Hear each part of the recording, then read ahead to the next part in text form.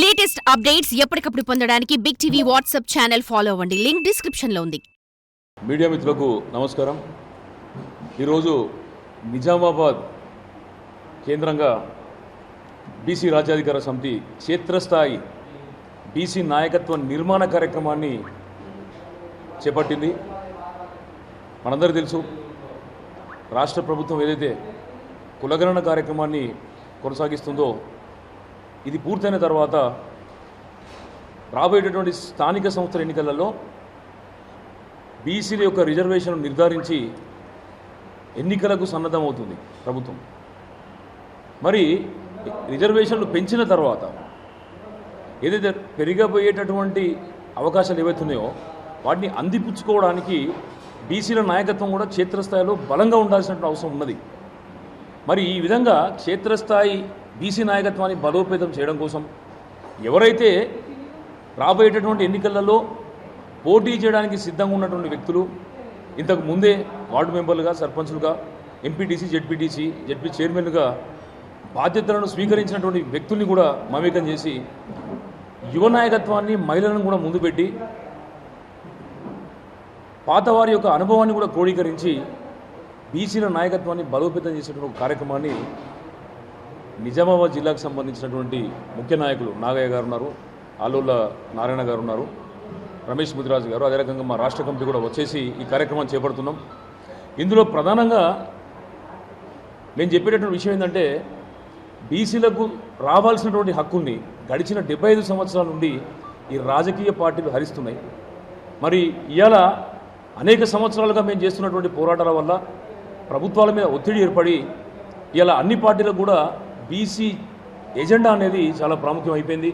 పక్క రాష్ట్రం లోపల ఇప్పుడు ఎన్నికలు జరుగుతుంటే అక్కడ కూడా తెలంగాణకు సంబంధించినటువంటి కులగణన కావచ్చు, ఇక్కడ బీసీల కోసం ప్రధాన రాజకీయ పార్టీలు తీసుకున్నటువంటి నిర్ణయాలను కూడా అక్కడ చర్చ చేస్తున్నారంటే బీసీలు ఒక బలమైనటువంటి నిర్ణయాత్మక శక్తిగా తయారైన.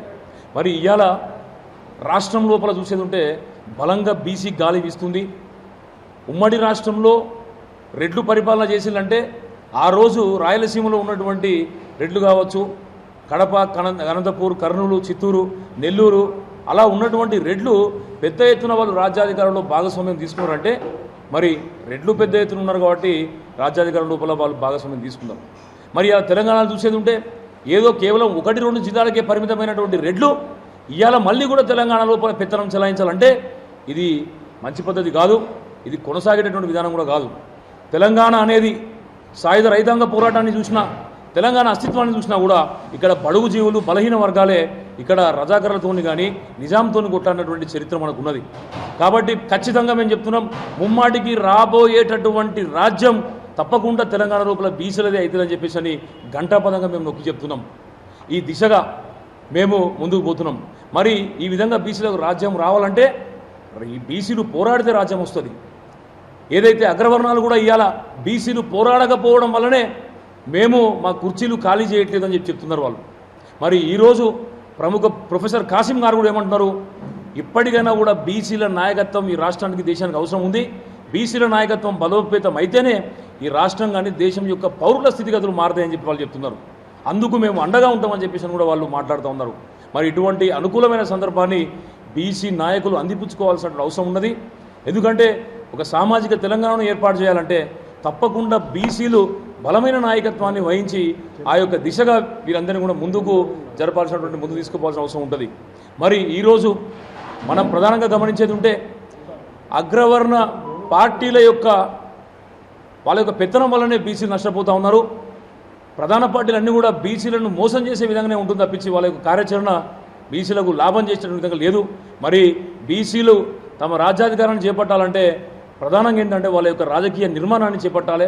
మరి ఆ రాజకీయ నిర్మాణాన్ని చేపట్టిన తర్వాత రాజకీయంగా అనివార్యతను ఈ యొక్క ప్రధాన పార్టీలకు ఏర్పాటు చేసి రాజ్యాధికారం లోపల భాగమయ్యేటటువంటి విధంగా సీట్ల కేటాయింపు కావచ్చు, పొత్తుకు కానీ వెళ్ళి ఆ విధంగా మనం రాజ్యాధికారం లోపల భాగస్వామ్యం కావాలి. కానీ ఇవాళ మనం చూసేది ఉంటే కొంతమంది బీసీ నాయకులు ఎవరినో తిట్టడమో, ఏ యొక్క పార్టీనో భుజాల మీద ఎత్తుకొని తిరగడం వల్ల బీసీలకు ఒనగూరేటటువంటి ప్రయోజనం ఏమీ లేదు. మన బీసీ ప్రజలు చాలా స్పష్టంగా గమనిస్తూ ఉన్నారు. బీసీలకు, బీసీ జాతికి ఉపయోగపడే విధంగా మనం ఉద్యమాలు చేయాలి. మన క్యాడర్ని నిర్మాణం చేసుకోవాలి, రాజ్యాధికారం దిశగా ఉద్యమాలు చేయాలి, మనం రాజకీయంగా పోటీ చేయాలి. కానీ ఏదో ఒక పార్టీని మనం మోయడమో లేకపోతే ఏదో ఒక పార్టీని తిట్టడమో ఏదో ఒక కులాన్ని వర్గాన్ని మనం తిట్టినంత మాత్రాన మనము రాజకీయంగా ముందుకెళ్ళడం అనేది సాధ్యం కాదు. అందుకనే ఈ బీసీ సమాజాన్ని బీసీ జాతిని రాజకీయంగా చైతన్యం చేయడం కోసం బీసీ గోర్ఖాలను బీసీ నాయకులను ఒక ఊరికి గోర్ఖా ఉంటాడు కదా, ఆ గోర్ఖాల్లాగా తయారు చేస్తాను. ఇవాళ బీసీ గోర్ఖాలు తయారవుతున్నారు. 100% బీసీ జనాభా నుండి 1-2% మేము గోర్ఖాలను తయారు చేసి వాళ్ళనే నాయకులుగా మేము తీర్చిదిద్దుకుంటాం. వారి గోర్ఖాను ఏ రకంగా కాపాడుకుంటామో బీసీ నాయకులను కూడా కాపాడుకునేటటువంటి విధంగా మా బీసీ జాతికి మేము దిశానిర్దేశం చేయబోతున్నాం. ఏ విధంగా అయితే మా ఓటును బీసీల దగ్గర పెట్టుకొని తద్వారా మేము రాజ్యాధికారం లోపల భాగస్వామ్యం అయ్యేటటువంటి విధంగా మేము పనిచేస్తాం. మరి అలా ప్రధాన పార్టీలు ఒక పార్టీ ఏమంటదంటే ఓటు ఏంది మనం కలిసి ఉంటేనే నిలిచి ఉంటామని చెప్పేసి ప్రధానమంత్రి గారు చెప్తున్నారు. మరి ఇప్పటివరకు భారతీయులు కలిసే ఉన్నారు కదా, మరి కలిసి ఉన్నా కూడా మీరు కులగణన చేయడానికి ఎందుకు వెనుకాడుతున్నారు? కలిసి ఉన్నాం కరెక్టే, మరి సామాజిక పరిస్థితులు కానీ ఆర్థిక రాజకీయ పరిస్థితులు బీసీలు ఏమన్నా మారినాయా? మరి కలిసి ఉండడం వల్ల మారలేదు కాబట్టే మా జనాభా శాతాన్ని మా స్థితిగతులను వెల్లడించమని చెప్పేసి మేము అడుగుతున్నాం. మరి మీరు కులగణన చేయకుండా జరిగేటటువంటి కులగణను కూడా అడ్డుకునేటువంటి విధంగా వివిధ పార్టీలు ప్రయత్నం చేయడం మంచిది కాదు. అదేవిధంగా కొనసాగుతున్నటువంటి కులగణనలో కూడా కొన్ని లోపాలు ఉన్నాయి. ఇవాళ పొద్దున్నే మాకు తెలిసింది, ఏదైతే సర్వేకు ఉపకరించేటటువంటి ఆ సామగ్రిని అంతా కూడా రోడ్డు మీద పడేసి దారుణంగా వ్యవహరిస్తూ ఉన్నారు. మరి ప్రభుత్వం కూడా వెంటనే అటువంటి వారిపై చర్యలు తీసుకోవాలి.